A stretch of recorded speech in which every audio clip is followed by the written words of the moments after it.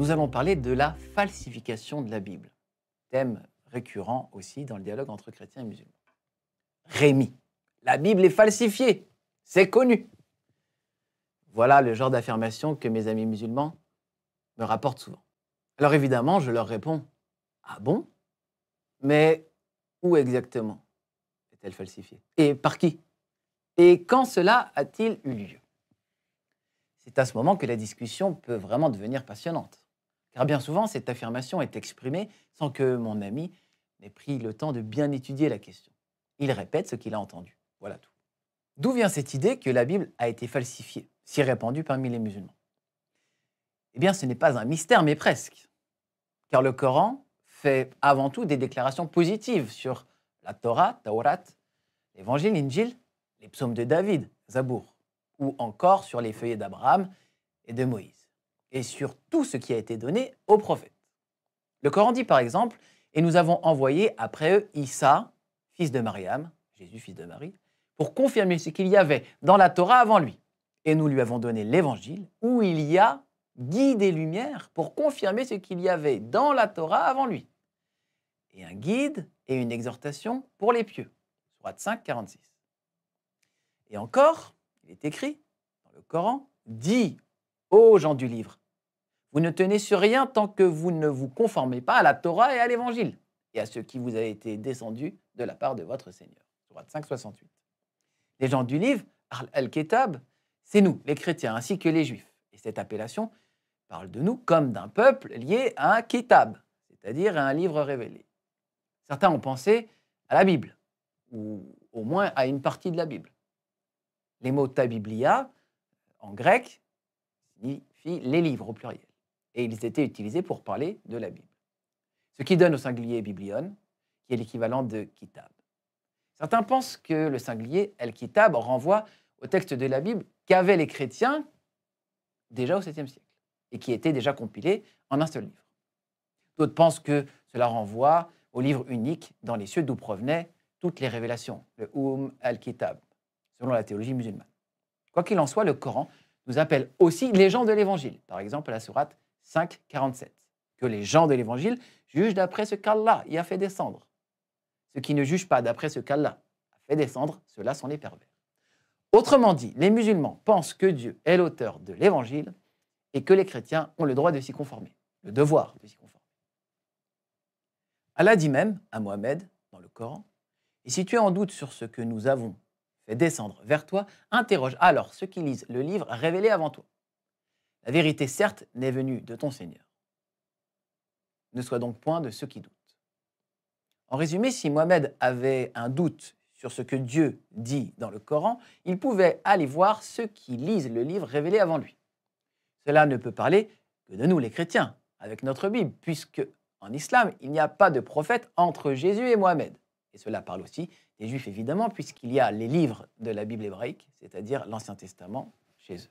Plus généralement, le Coran explique que les prophètes du passé ont reçu une révélation à laquelle il faut croire. Il est écrit dans le Coran, nous croyons en Allah, en ce qu'on nous a révélé, en ce qu'on a fait descendre vers Ibrahim, Abraham, Ismaël, Yitzhak, Isaac et Jacob, et les tribus, et ce qui a été donné à Moussa, Moïse et à Issa, Jésus, en ce qui a été donné aux prophètes venant de leur Seigneur.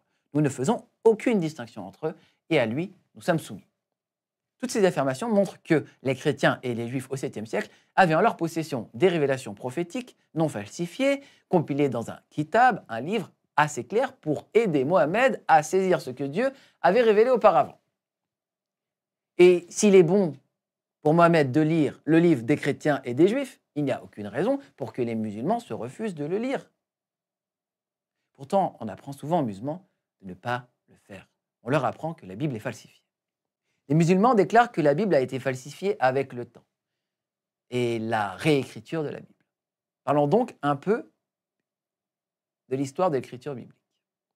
Si vous ne connaissez pas l'histoire de la Bible, sachez que les Bibles modernes que nous avons entre nos mains sont écrites à partir de manuscrits en hébreu et en araméen pour l'Ancien Testament et en grec pour le Nouveau Testament.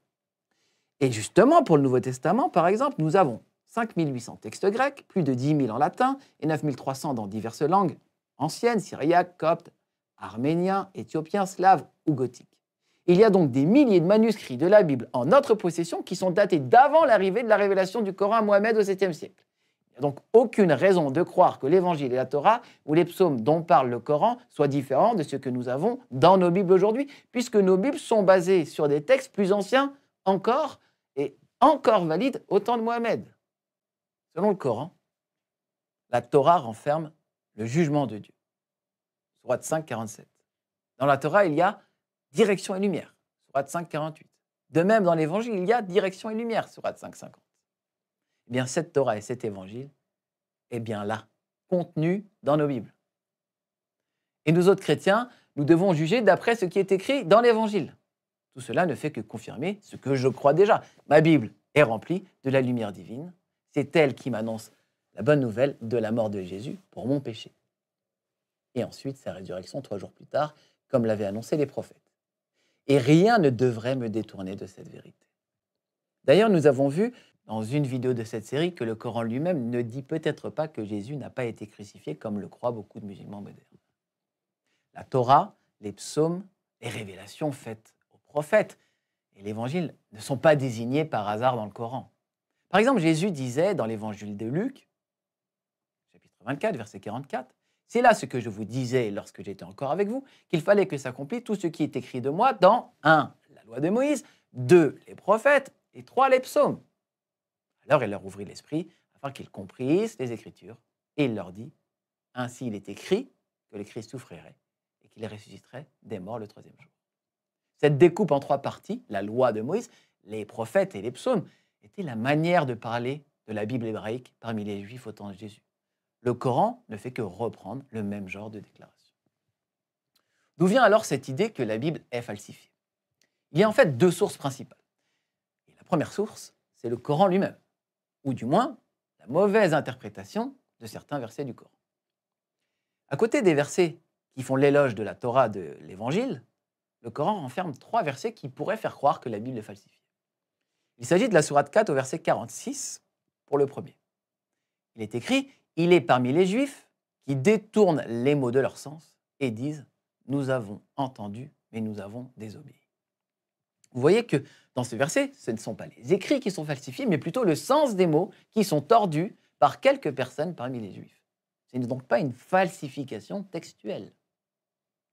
Il y a ensuite la sourate 2 au verset 75 qui explique « Eh bien, espérez-vous, musulmans, que des pareils gens, les Juifs, vous partageront la foi, alors qu'un groupe d'entre eux, après avoir entendu et compris la parole d'Allah, la falsifièrent sciemment. » Là aussi, il n'est pas question d'une falsification des textes, puisque le célèbre commentateur Ibn Kathir explique ainsi de la parole de Dieu, il fournissait délibérément une interprétation abusive et tendancieuse, alors qu'ils en avaient une intelligence parfaite et une compréhension lucide.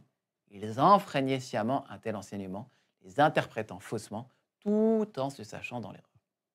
Encore une fois, il n'était pas question d'une falsification du contenu de la Torah qui suggère une modification des textes eux-mêmes, mais plutôt une modification par une interprétation abusive des textes, nous dit-il. Finalement, Allah dit à la sourate 5, 13 et 14, « Et puis à cause de leur violation de l'engagement, nous les avons maudits et endurci leur cœur. Ils détournent les paroles de leur sens et oublient une partie de ce qui leur a été rappelé. » Pour la 3e fois, il n'est pas question d'une falsification des textes, mais d'une torsion du sens auquel s'ajoute un oubli. Aucun de ces versets ne permet donc d'affirmer que nos Bibles sont falsifiées. De plus, le reproche n'est jamais même adressé aux chrétiens. Le Coran remet plutôt en question un groupe restreint parmi les enfants d'Israël, de sorte que la Torah elle-même reste préservée de tout soupçon, et que le Nouveau Testament n'est même pas concerné par ces affirmations. La 2e source par laquelle on a l'habitude d'affirmer que la Bible est falsifiée, en fait, ce sont les études historiques dans les milieux universitaires qui ont commencé au XVIIIe, se sont développées au XIXe et jusqu'à la fin du XXe siècle. C'était l'ère du positivisme, de la scientificité, et on a essayé de passer la Bible au crible de la critique textuelle ou de la critique historique. En réalité, pendant 2 siècles, la Bible a été regardée sous toutes les coutures et on a tenté de montrer qu'elle avait été un agrégat de plein d'autres textes qui, tous ensemble, ont fait la Bible. Il y avait donc plusieurs auteurs derrière les évangiles, que finalement, telle et telle personne qu'on pensait auteur de tel ou tel livre ne l'était pas. Et ce qui est très intéressant de remarquer aujourd'hui, c'est que toutes ces thèses, notamment la théorie documentaire ou d'autres thèses comme celle-ci, sont toutes tombées en désuétude. Et progressivement, ces thèses ne sont plus reconnues dans les milieux universitaires parce que précisément, elles n'arrivaient pas à témoigner de la cohérence interne de la Bible. Il y a eu donc beaucoup de recherches en critique textuelle sur les manuscrits anciens pour essayer de montrer qu'entre un manuscrit et un autre, il y avait des variantes et que ces variantes voulaient dire falsification. En réalité, en regardant de plus près, on a su découvrir ce qui, chez un copiste, pouvait être une erreur, qui n'était pas en fait une erreur liée au texte originel, mais simplement à la compétence du copiste ou sa mauvaise gestion dans la réécriture d'un texte. Tout ceci fait qu'aujourd'hui, plus que jamais, la somme des manuscrits que nous avons, en fait, au lieu d'être un frein à la reconnaissance de la fiabilité de la Bible, est devenue comme une ceinture de sécurité pour les chercheurs qui demeurent croyants. Là où il y a un problème dans un manuscrit, on voit que 15 000 autres n'ont pas le problème et on peut annuler l'erreur. Aujourd'hui, le passage par la critique historique, la critique des formes et la critique textuelle nous a renforcés dans notre certitude que la Bible est vraie. Mais ces travaux avaient été repris par les prédicateurs musulmans pour essayer de prouver le dogme de la falsification de la Bible. Aujourd'hui, nous sommes sortis de cette époque, même s'il peut rester des personnes qui sont encore restées sur ces thèses du 19e siècle. Pour prendre un exemple, on peut parler du fameux verset de 1 Jean 4, 7, qu'on appelle le coma joaenum, qui est un phénomène qui s'est retrouvé dans quelques Bibles, qui ensuite ont été diffusées dans l'Antiquité et au bas Moyen-Âge. Alors, quel est le phénomène? Un copiste avait écrit une note dans la marge d'une Bible, une glose marginale, c'est une thèse. Et le copiste suivant a intégré ce commentaire à l'endroit où il y avait le verset d'un Jean 4,7, et c'est devenu, pour ceux qui ont lu les copies suivantes, un verset ajouté dans la Bible. Et c'est un verset trinitaire. Évidemment, aujourd'hui, ce phénomène est connu. Et ce verset qui n'était pas dans l'original a été retiré. Et nos Bibles sont sans erreur de ce point de vue. Mais évidemment, les musulmans qui débattaient avec les chrétiens avaient utilisé cet élément de critique textuelle, en lisant d'ailleurs nos livres à nous, qui expliquaient le phénomène, pour dire, vous voyez, vous avez voulu introduire un verset trinitaire pour affirmer le dogme de la Trinité. Vous êtes prêts à falsifier vos Écritures? Pas du tout. Il y a souvent des phénomènes comme celui-ci. L'ajout d'une glose marginale dans le texte n'est pas propre à la Bible. D'ailleurs, cela avait eu lieu au IVe siècle, et ensuite il y a eu une diffusion très forte au IXe siècle de ce manuscrit. Mais comme vous l'avez vu dans la vidéo sur la Trinité, la question du dogme trinitaire n'a pas du tout reposé sur cet ajout de glose. En fait, la question était traitée depuis des siècles bien avant. Et on peut lire chez Tertullien, par exemple, la question de la Trinité au IIe siècle. Ce n'est donc ni un problème textuel sérieux, puisque la glose a été enlevée, ni un problème de théologie, de systématique, de doctrine fondamentale, puisque le dogme avait été précisé bien avant l'erreur du copiste. Alors en conclusion, si vous êtes musulman et que vous avez des questions, eh bien n'hésitez plus à lire la Bible et à vous rapprocher d'enseignants reconnus pour vous guider dans vos lectures. Vous y trouverez assurément guide et lumière pour marcher avec Dieu. Soyez bénis.